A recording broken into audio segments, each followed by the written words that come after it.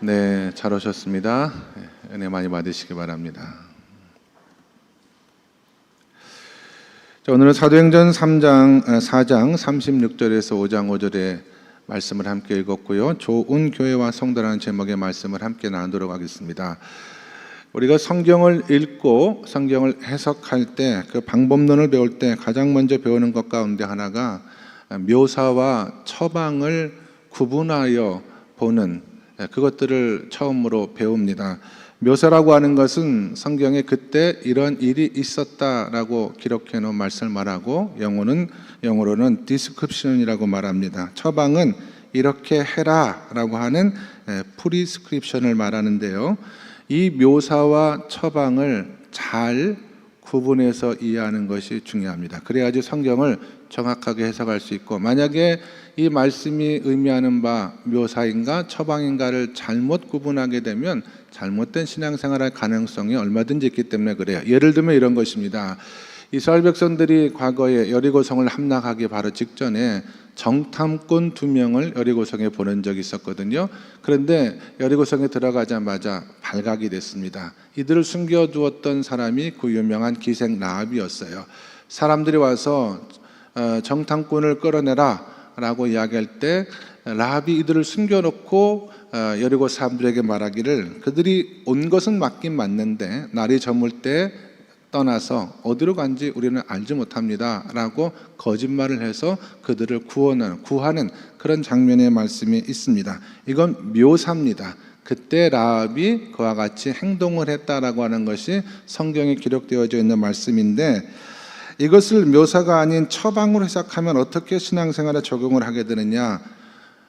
믿는 사람들도 급한 상황이 되면 얼마든지 선의의 거짓말을 할 수가 있다, 이렇게 해석이 될 수가 있고 신앙생활에 적용이 될 수가 있다라고 하는 것입니다. 실제로 이단 신천지에서는 이 라합의 행동을 모략이라고 표현을 하면서 신천지의 사람들을 포교하기 위해서는 얼마든지 사람들을 속일 수 있다, 정당하다, 얼마든지 그럴 수가 있다, 라합도 그렇게 행동을 했다라고 합리화하는 것에 사용을 할 수 있다라고 하는 것입니다. 이것은 당시 라합이 그렇게 행동했다라고 하는 것을 묘사한 것이지, 사실 거짓 증거에 대한 처방은 십계명에 분명히 나와져 있죠. 내 이웃에 대하여 거짓 증거하지 마라, 거짓말하면서 신앙생활에서는 안 된다, 이것이 바로 처방에 해당하는 말씀이다라고 할 수가 있다는 것입니다.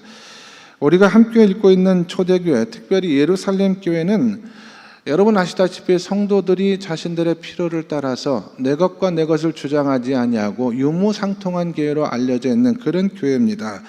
이것도 묘사입니다. 예루살렘 교회 교인들은 그 당시에 신앙생활을 유무상통하는 신앙생활을 했다라고 하는 것인데, 이걸 묘사가 아닌 처방으로 해석을 하면 이렇게 이야기할 수가 있어요. 진정한 신앙의 공동체를 위하여 이 땅에 있는 모든 교회들은 예루살렘 교회처럼 내 것 없이 유무상통하는 교회를 이뤄야 된다, 이게 진짜 교회다라고 얼마든지 이야기할 수가 있다라고 하는 것입니다. 그러나 그 말씀은 당시 예루살렘 교회 성도들이 그렇게 신앙생활을 했다라고 하는 것을 묘사했던 것이지, 만약에 그것이 처방이었다라고 한다면, 모든 교회가 그렇게 신앙생활을 해야 된다라고 하는 것이었다면 이어서 나오는 서신서에 있는 모든 교회들도 유무상통한 교회가 되어야 돼요. 그러나 서신서의 말씀에 보시면 가난한 자를 구제하고 돌보라고 하는 말씀들이 많이 나오긴 합니다만은, 서신서에 나와 있는 그 교회들도 예루살렘 교회들과 같이 유무상통한 교회가 되라라고 가르치지는 않는다라고 하는 그런 말씀입니다. 그런 배경에서 오늘 예루살렘 교회가 경험했던 비극적인 사건을 하나 성경은 기록을 하고 있습니다. 헌금 문제를 둘러싸고 여러분 잘 아시는 것처럼 아나니아와 삽비라가 비극적인 죽임을 당했던 사건을 성경은 기록을 하고 있는데, 그럼 이거는 처방이냐 묘사냐? 이것도 묘사입니다. 그 당시에 아나니아와 삽비라가 헌금 문제를 하나님 앞에 속임으로 말미암아서 비극적인 죽임을 당했다라고 하는 것을 묘사한 말씀이지, 만약 이것을 처방으로 이해하고 해석을 하면 오늘날 예배드리는 교회 가운데 헌금 문제로 죽어나갈 성도들이 얼마나 많이 넘쳐나겠습니까? 그건 당시에 그와 같은 배경과 상황 속에서 예루살렘 교회라고 하는 환경 속에서 아나니아와 삽비라가 헌금 문제를 하나님 앞에 속임으로 말미암아 비극적인 사건을 경험했다라고 하는 묘사에 대한 이야기라고 하는 것입니다. 그러므로 우리가 성경을 읽으면서 이것이 묘사의 내용인지 처방의 내용인지를 구분하는 안목이 매우 중요해요. 그것을 잘 구분해 볼 줄 알아야지 우리 신앙생활이 정말 성경이 말씀하시는 바대로 하나님께서 원하시는 바대로 신앙생활을 우리가 온전히 살아갈 수가 있기 때문에 그렇습니다. 자, 오늘은 왜 이 사건이 예루살렘 교회에서 일어났고 우리는 이 사건을 어떻게 해석하고 우리 삶 가운데 적용을 할 것인가에 대한 말씀을 생각해 보도록 하겠는데요. 오늘 말씀의 제목이 좋은 교회와 성도 아닙니까? 여러분, 좋은 교회와 좋은 성도는 신앙의 정직과 순수를 추구하는 교회, 성도가 되어야 된다. 이게 오늘 말씀의 핵심입니다. 좋은 교회는 어떤 교회냐? 정직한 신앙과 순수한 신앙을 지켜내는 교회가 좋은 교회고, 좋은 성도들은 어떤 성도들이나 신앙의 정직과 순수를 간직하고 지켜나가는 성도가 좋은 성도가 된다라고 하는 것이 바로 본문에서 가장 중요한 핵심입니다. 하나님께서 예루살렘 교회에게 원하셨던 것은 바로 이거예요. 신앙의 정직과 순수를 지키는 교회가 되기를 원하셨습니다. 우리가 본문의 말씀을 좀 피상적으로만 읽으면은요, 어떻게 헌금 문제, 그 헌금 좀 하나님 앞에 속였다라고 해서 그렇게 죽이기까지 할 필요까지 있느냐, 좀 하나님 너무 지나치신 하나님이 아니시겠느냐, 이렇게 생각할 가능성도 있습니다. 특별히 거짓말에 대해서 우리 동양의 문화권은 조금 관대하거든요. 그럴 수 있다, 얼마든지 그럴 수 있다 생각하는데, 사실은 서양은 신앙의 전통과 청교도 전통이 있기 때문에 거짓말을 상당히 심각한 죄로 다루는 경향이 있어요. 그에 비해서 우리는 조금 더 가볍게 다루는 경향이 있거든요. 그런 의미에서 오늘 본문의 사건은 본보기로서의 의미가 매우 크다라고 할 수가 있습니다. 무슨 의미냐면, 예루살렘 교회는 이 땅에 제일 먼저 세워진 하나님의 교회입니다. 하나님의 교회는 어떠한 것이며 하나님의 교회에 모인 성도들은 어떻게 신앙생활을 해야 될 것인가를 이제 막 배우는 어린아이를, 사람으로 치면 어린아이, 유아기에 해당하는 그런 교회가 바로 예루살렘 교회거든요. 이때가 어린아이들이 자라갈 때도 신앙 형성에 있어서 매우 중요한 때가 어릴 때거든요. 유아기 때 아이들을 어떻게 잘 가르치느냐가 그들의 평생의 삶을 좌우하는 경우가 매우 많습니다. 그래서 여러분 잘 아시는 것처럼 3살 버릇이 80까지 간다라는 얘기가 나온 이유가 바로 거기에요. 도덕성이라고 하는 것은요, 타고난 것이 아닙니다. 자라면서 환경적으로 배워가는 것이거든요. 그래서 이 어린아이가 어떤 환경 속에서 자라가야 되느냐, 그 아이에게 부모가 어떤 말을 하느냐에 따라서 평생 그 말의 영향에 지배를 받으며 살아갈 가능성이 매우 크기 때문에 이 어린 시절의 아이들 키우는 것이 매우 중요한 것처럼 이 땅에 처음으로 세워진 이 예루살렘 교회가 어떤 신앙과 믿음을 가진 교회로 세워져 가게 될 것인가에 대한 하나님의 관심이 매우 컸습니다. 그런데 하나님께서는 그 예루살렘 교회를 통해서 정직과 순수가 지켜지는 교회가 되길 원하셨어요. 그렇지 않으면 교회 안에 이런 거짓과 잘못과 부패가 만연된 것을 방치한다라고 한다면 하나님이 기대하시는 교회로서 절대 예루살렘 교회가 세워져 갈 수가 없었기 때문에 하나님은 아나니아와 삽비라의 생명을 취하면서까지 이 교회의 정직과 순수를 지키시라고 하셨기 때문에 이 사건이 일어났다라고 하는 것이 신학학자들의 전통적인 해석입니다. 이 아나니아와 삽비라의 사건이 일어나기 바로 전에 4장에 보시면은 바나바라고 하는 사람이 등장하는 이야기가 나오거든요. 여러분 4장 36절의 말씀을 같이 한번 읽도록 하겠습니다. 36절 시작.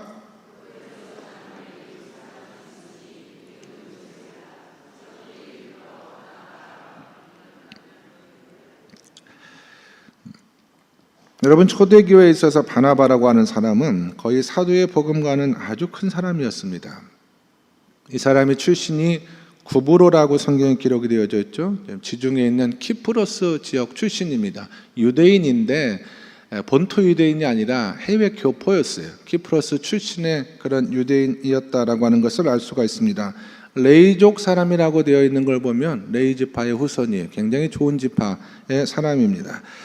원래 이름은 요셉이라는 이름을 가지고 있었던 사람인데 사도들이 이를 바나바라고 불렀어요. 위로의 아들이다. 얼마나 성도들을 많이 격려하고 어려운 가운데 성도들을 잘 도왔는지 성도들이 바나바를 통해서 위로를 많이 받았거든요. 그래서 사도들이 그 믿음을 인정해서 요셉이라는 이름 대신에 바나바다, 위로의 아들이다 라고 이렇게 이야기할 정도로 굉장히 신앙이 좋은 분이었거든요. 이분이 고향 땅, 그러니까 키프로스에 땅이 조금 있었던 것 같아요. 근데 예루살렘에 와서 신앙생활 하다 보니까 교회가 여정적으로 많이 어려운 형편 가운데 있어서 자신의 땅을 팔아서 사도들의 발 앞에 두었다라고 하는 성경에 기록되어져 있거든요. 뭐 발 앞에 둔다는 거 발로 차라고 하는 것이 아니라 사도들이 교회를 위해서 마음껏 사용하십시오라는 의미로 하나님의 교회와 사도들에게 헌금을 했다라고 하는 그런 이야기입니다. 그런데 이것을 옆에서 지켜보고 있었던 사람이 있었는데 그게 누구냐면 아나니아와 삽비라라고 하는 부부였어요. 제 생각에는 이 아나니아와 삽비라가 그것을 이렇게 지켜보다가 좀 셈이 났던 것 같아요. 땅을 팔아서 사도들 앞에 두니까 사도들이 그 믿음을 칭찬하죠. 그리고 성도들도 야, 정말 바나바는 훌륭한 사람이다. 저분은 교회를 위해서 참 헌신된 삶을 살아가는 좋은 분이시다라고 하는 칭찬의 말들이 이어지는 것을 가만히 보니까 좀 셈이 나서 우리도 이런 얘기 한번 들어보자. 우리도 가지고 있는 것을 팔아서 하나님의 교회 바나바처럼 헌금함으로 말미암아 사람들에게 좀 인정을 받고 신앙생활 한번 멋지게 해보자, 그런 마음이 들었던 것 같습니다. 그래서 자신들이 가진 소유도 팔기로 했어요. 팔아서 이제 헌금으로 드리려고 하다 보니까 조금 마음에 시험이 들어왔습니다. 아까운 마음이 드는 거죠. 다 드릴 것까지야 없지 않느냐, 좀 우리를 위해서도 좀 남겨두고 괜찮아요. 근데 문제는 하나님을 속였다는 데 문제가 있습니다. 자신들의 필요에 따라서 일정 부분을 가질 수 있는 거거든요. 일부만 바칠 수 있는 거예요. 하나님 그걸 뭐라고 하지 않습니다. 그런데 자신들이 바치는 것이 전부인 것처럼 했어요. 하나님과 교회를 속였다라고 하는 것입니다. 그래서 아나니아가 이것을 하나님의 교회 사도들의 발 앞에 갖다 놓았는데 자신들만 부부만 아는 줄 알았는데 뜻밖의 베드로도 다 알고 있었어요. 이걸 지식의 은사라고 말합니다. 하나님께서 모든 것을 알 수 있도록 지식을 그에게 허락해 주셨기 때문에 베드로가 심하게 이것을 나무랍니다. 3절과 4절, 사도행전 5장 3절과 4절의 말씀을 읽겠습니다. 시작. 베드로가 이르되 아나니아야, 어찌하여 사탄이 내 마음에 가득하여 내가 성령을 속이고 땅값 얼마를 감추었느냐? 땅이 그들에 있을 때에는 내 땅이 아니며 판 후에도 내 마음대로 할 수가 없더냐? 어찌하여 이 일을 내 마음에 두었느냐? 사람에게 거짓말한 것이 아니요 하나님께로다. 아멘. 베드로의 말을 듣고 아나니아가 그 자리에 쓰러져 숨졌다라고 성경은 말씀하고 있죠. 제 생각에는 심장마비로 쓰러져서 죽었던 것 같습니다. 아무도 모를 줄 알았는데 베드로가 알고 있었다는 사실도 충격이었고요. 그것이 사람에게 죄 지은 것이 아니라 바로 하나님을 속인 것이라고 하니까 큰 충격을 받아서 그 자리에서 심장마비로 죽었던 것 같아요. 한 3시간쯤 지나가지고 아무것도 알지 못하는 아내가 무슨 일이 났는지 모르고 돌아왔습니다. 베드로가 아내에게 삽비라죠, 회개할 수 있는 기회를 주기 위하여 다시 묻습니다. 8절, 베드로가 이르되 그 땅 판값이 이것뿐이냐 내게 말하라 하니 이르되 네 이것뿐이라 하더라. 삽비라도 똑같이 거짓말을 했습니다. 그러니까 베드로가 야단을 쳤습니다. 9절과 10절 시작. 베드로가 이르되 내가 어찌 함께 꾀하여 주의 영을 시험하려 하느냐?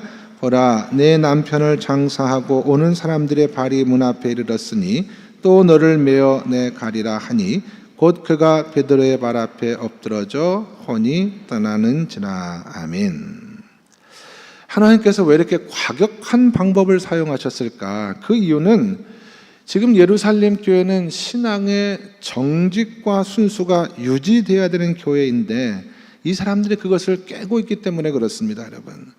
땅 판값을 다 바치지 않은 것이 문제가 아니에요. 이 두 사람은 땅을 안 팔아도 돼요. 하나님께 헌금하지 않아도 아무런 문제가 없었던 사람들입니다. 그래서 4절에 그 땅은 그대로 있을 때는 내 땅이 아니며, 이 말이 그 말이거든요. 그 땅 안 팔아도 된다.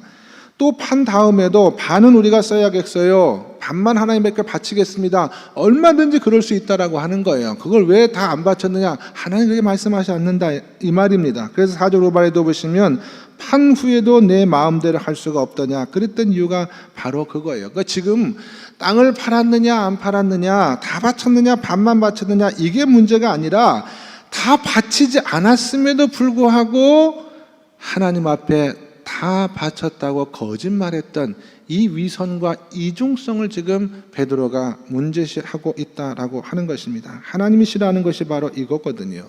이중성과 위선입니다. 이것을 그대로 방치했다가는 초대교회 전체가 이중성과 위선으로 가득한 교회로 갈 가능성이 있기 때문에 하나님은 처음부터 그것을 차단하시기 위해서 이렇게 가혹하게 처벌하신 것입니다. 예루살렘 교회가 여러분 어떤 교회입니까? 예루살렘과 온 유대와 사마리아 땅끝까지 이르러 하나님의 복음을 증거할 중차대한 사명을 맡은 교회가 바로 이 교회거든요. 이런 책임을 가진 교회에서 정직과 순수가 사라지고 이중성과 위선이 가득하게 되면 교회는 부패하게 되어져 있거든요. 그렇게 부패한 예루살렘 교회로는 땅끝까지 이르러 증인된 사명을 결단코 감당할 수가 없기 때문에 하나님은 교회의 정직과 순수를 지키기 위해서 아나니아와 삽비라를 제물 삼아서 이 사건을 일으켰다라고 하는 것입니다.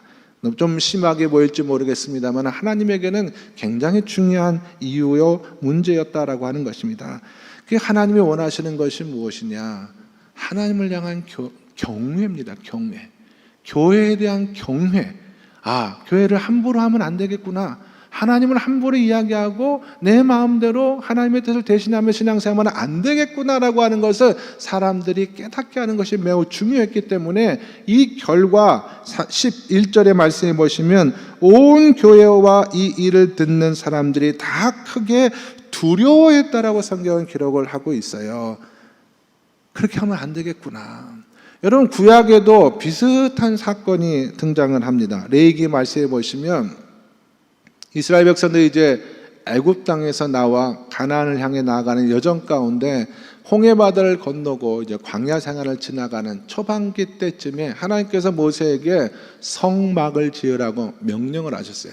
너희가 이동 중에 있지만 하나님의 집 성막을 지어서 바쳤으면 좋겠다라는 말씀을 해서 이 하나님의 계시를 따라 설계를 따라서 모세가 8개월 만에 이 성막을 지어서 하나님 앞에 이제 봉헌하는 그런 장면의 말씀이 있었거든요. 그러니까 우리로 치면은 교회를 정말 잘 건축해서 하나님 앞에 봉헌 예배를 드리는 그 순간에 비극적인 사건이 일어났어요. 제1대 제사장이었던 아론이 하나님 앞에 제물을 바치고 아주 멋진 봉헌 예배를 드리고 있는 중간에 아론의 아들 제사장이었던 첫째 아들 둘째 아들 나답과 아비후가 거기서 불에 타서 죽는 비극적인 사건이 일어났다라고 하는 것입니다. 왜 이런 일이 벌어졌느냐? 성경은 이렇게 말하고 있어요. 나답과 아비후가 다른 불을 가지고 제사를 드리려고 하다가 하나님 명령하신 불을 가지고 제사를 드린 것이 아니라 다른 불을 가지고 제사를 드리려다가 그래서 하나님의 진노를 받아서 죽게 되었다. 아니요, 불을 좀 다른 거 쓰면 어떻습니까, 여러분? 불이 다 그게 그거지. 이렇게 생각할 수 있잖아요. 근데 그게 아니었다는 거예요. 지금이 어떤 때냐면은 하나님이 이스라엘 백성들에게 소위 예배라고 하는 것이 무엇이고 성막에서 어떻게 예배를 드려야 되는지를 가르쳐주고 있는 그 시작점, 그 출발이 되는 그 시점에서 잘못 예배드리는 것을 하나님께서 엄하게 다루셨다라고 하는 것입니다. 하나님은 성막을 지으실 때 이스라엘 백성들에게 불을 주셨거든요. 하나님의 불을 주셨고 말씀하시기를 제단과 분향단과 모든 하나님의 성막에서 불을 피울 때는 이 불을 사용해야 된다라고 가르쳐 주셨어요. 그래서 이 불은 꺼트리면 안 돼요. 이 불을 맡았던 제사장이 나답과 아비후였거든요. 아마 불을 꺼쳤던지 아니면 그 불을 가지고 관리하는 것이 힘이 들었던지 이 사람들이 하나님이 주신 불을 대신하여 임의로 자기들이 불을 켜서 제물을 바쳤다가 그래서 하나님의 진노를 사서 죽게 되었다라고 하는 그런 말씀입니다. 물론 지나치게 이해할 수도 있어요. 어떻게 하나님이 그렇게 불 문제 가지고 사람을 이렇게 죽일 수가 있나? 그것도 예배의 자리에서 그렇게 생각하실 수가 있는데 그것도 마찬가지예요. 이제 성막을 짓고 하나님께서 이스라엘 백성들을 예배 가운데 만나주시는 그 모든 절차를 이야기하고 있는 그 출발의 지점에서 출발부터 잘못된 행동을 하고 출발부터 하나님께서 원하지 않는 행동을 했던 것을 본보기로 하나님께서 그렇게 다루셨다라고 하는 것입니다. 정직과 순수를 바탕으로 드려지는 예배가 아니라 인간의 위선과 속임과 그리고 이런 것들로 드려지는 예배 나 원치 않는다라고 하는 하나님의 뜻을 분명히 하신 거예요. 저는 그런 생각해 봤거든요. 나답과 아비후가 불에 타서 죽었고 아나니아와 삽비라가 헌금 문제로 인하여 비극적인 죽음을 당했어요. 이 사람들은 천국 갔을까? 천국 가지 못했을까? 생각해 보았을 때 저는 천국에 갔다고 생각을 해요. 그가 하나님 앞에 잘못된 행동으로 말미암아 비극적인 죽음을 당했던 것은 맞지만 하나님께서 그들을 구원하시지 않기 위해서 이 사건을 일으킨 것이 아니거든요. 하나님의 교회와 예배와 그리고 하나님의 교회가 감당해야 될 사역에 대해서 너희가 절대로 우습게 생각해서는 안 된다. 내가 너희에게 거듭 기회를 준 것은 맞지만 그렇다고 해서 기회를 준 것이지 그것이 괜찮기 때문에 가만히 둔 것이 아니다라고 하는 것을 보여주시기 위해서 교훈하시기 위해서 이와 같은 사건이 일어났다라고 하는 것입니다. 그래서 우리 교회가 말이에요. 하나님이 원하시는 좋은 교회 또 하나님이 원하시는 좋은 성도가 되기 위해서는 우리 삶 가운데 이런 신앙의 위선의 모습이나 이중성이 제거가 되는 것이 굉장히 중요하다라는 말씀을 드리고 있는 것입니다. 하나님은 우리가 죄인이라는 것을 나무라지 않아요. 우리가 의인이기 때문에 하나님을 불러주신 것이 절대 아니잖아요. 우리가 죄 있는 인간이라는 것을 알고 우리를 구원하시기 위해서 하나님은 우리를 불러주셨기 때문에 죄인인 것 자체에 대해서 하나님께서 뭐라고 하지 않습니다. 하나님이 미워하시는 것은 무엇이냐면 죄인이면서도 죄인인 아닌 척하는 그 위선을 미워하시는 거예요. 우리가 하나님 앞에 죄인이라는 것을 인정을 하고 하나님 앞에 구원의 은혜를 간구하고 하나님의 뜻대로 삶을 살아가는 것을 하나님이 기뻐하는 것이지 우리가 하나님께서 죄인인데 구원하시기 위해서 우리를 하나님의 자녀로 택하여 불러주셨는데 마치 우리는 의로운 사람인 것처럼 위선적으로 행동하고 위선적으로 살아가는 것을 하나님께서 미워하신다라고 하는 것입니다. 왜 하나님께서 예수님께서 바리새인들을 미워하셨을까요? 바리새인들의 위선 때문에 그런 거 아니에요? 그 사람들은 겉과 속이 다른 사람들이었어요. 겉은 하나님 앞에 경건하고 거룩한 척 했지만 속은 그렇지 않은 사람들이었거든요. 그래서 하나님 앞에 특별한 책망을 받았던 사람이 바로 바리새인들이었다라고 한다면 저는 우리 교회가 좋은 교회가 되고 저와 여러분이 좋은 신앙의 사람이 되기 위해서는 우리의 겉과 우리의 속이 같아야 된다고 믿습니다, 여러분. 사람들이 보는 내 앞에서의 모습과 사람들이 보지 못하는 내 뒤의 모습이 같아야 된다는 거예요. 처음엔 같지 않죠. 그러나 예수를 믿으면서 1년, 2년, 3년, 5년, 10년이 지나간 세월 속에서 점점 우리의 살아가는 모습이 같아져야지 그게 하나님 보시기에 정직한 교회고 하나님 보시기에 순수한 신앙생활하는 사람들이지 그것이 달라서는 안 된다라고 하는 이 말씀이 교훈입니다, 여러분. 안타까운 것은 무엇이냐면 우리가 처음 예수를 믿고 교회 나와서 신앙생활할 때는 어떻게든지 하나님 말씀대로 살아보려고 애를 썼거든요. 하나님 말씀대로 삶을 살아가려고 노력을 많이 했다 이 말이에요. 그러나 시간이 지나면 지날수록 점점 바리새인들과 같이 변화되는 사람들이 우리 가운데 있을 수 있다라고 하는 것입니다. 하나님은 그걸 모르시는 하나님이 아니세요. 다 아십니다. 우리가 이 말씀을 통해서 그런 은혜를 받았다라고 한다면 우리 신앙이 하나님 앞에 이제는 좀 더 정직한 신앙생활, 우리의 신앙과 믿음, 헌금 생활뿐만 아니라 기도 생활이나 모든 신앙의 생활이 하나님 보시기에 부족하지만, 죄인이지만 그걸 인정을 하고, 내가 죄인이라는 것을 인정을 하고 하나님의 자비와 긍휼을 구하는 정직한 신앙생활을 하나님께서 기뻐하신다라고 하는 것입니다. 뒤집어서 말하면 좋은 교회, 좋은 성도는 어떤 교회고 어떤 성도냐, 하나님의 정직과 순수가 지배하는 교회는 우리가 가지고 있는 모든 허물과 잘못과 부족함이 고백될 수 있는 교회가 되어야 되는 거예요. 성도들이 서로 부족한 점이 있고 모자란 부분이 있지만 하나님 앞에 진실된 마음으로 나아가 회개하고, 그와 같은 성도들을 곁에서 품어주고 안아주고 기도해주는 교회가, 그게 하나님의 정직과 순수가 지켜내는 교회지.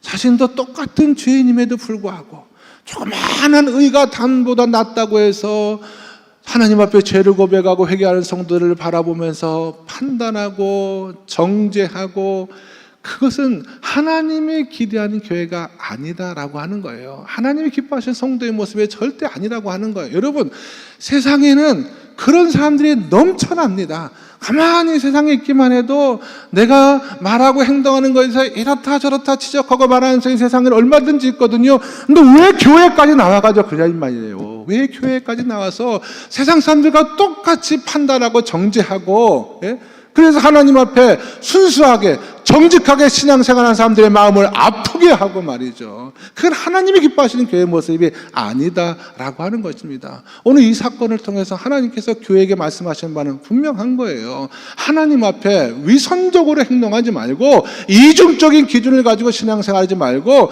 하나님이 기뻐하시는 정직과 순수를 지켜내는 그 교회가 좋은 교회고, 그런 성도의 삶을 살아가야 된다. 어떤 교회냐? 성도들이 다 교회에 나와서 하나님 앞에 자신의 잘못을 고백하고 눈물로 기도하고, 그런 성도를 곁에서 안아주고, 그런 성도를 위해서 함께 기도해주고, 그런 교회가 하나님이 기뻐하시는 교회가 돼야 되지. 어떻게 세상과 똑같이 판단하고 정죄하고 마음을 아프게 하고, 그건 하나님 앞에 정직한 교회가 아니에요. 순수한 교회가 아닙니다. 위선적인 교회고 이중적인 교회가 될 가능성이 매우 크기 때문에 오늘 이 말씀을 통해서 하나님이 우리 양림교회와 우리의 신앙생활을 통해서 무엇을 말씀하시고 있는가를 분명히 깨달으시고, 하나님께서 기뻐하시는 정직한 교회, 순수한 교회, 그런 교회가 될 수 있도록 함께 기도하실 수 있는 우리 모든 성도들과 몸된 교회가 될 수 있기를 예수님의 이름으로 간절히 축원합니다.